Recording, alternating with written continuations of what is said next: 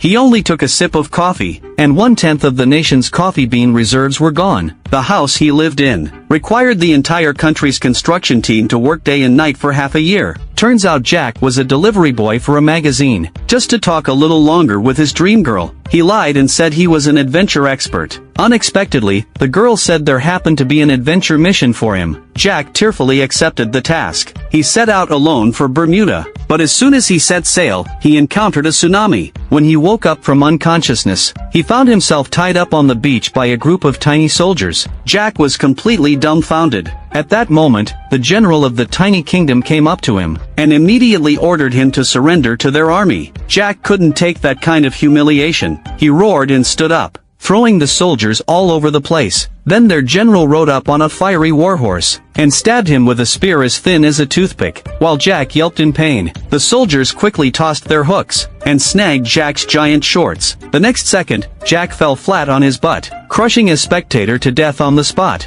Jack was then tied to an iron plate, and taken back to the palace by the general, to be presented to the king of the tiny nation. In the end, Jack was thrown into prison, worried he might starve to death. They even kindly tossed him 2 bundles of hay. Following the principle of waste not, want not, they put shackles on him, and made him plow the fields. Suddenly, the alarm of the tiny kingdom rang out. It turned out an enemy force was trying to kidnap the princess. The general immediately drove Jack back to the palace to save her. As soon as they arrived, the general eagerly waved his toothpick spear to fight. But by then, the red little people had split into 2 groups. One set fire to the palace, the other kidnapped the princess. At this critical moment, Jack appeared in time. He grabbed one enemy in each hand, and rescued the princess. Meanwhile, the flames had already spread to the king's chamber. Jack didn't have time to think, so he took off his pants, and unleashed a wave of artificial rain. Though it smelled terrible, at least everyone survived.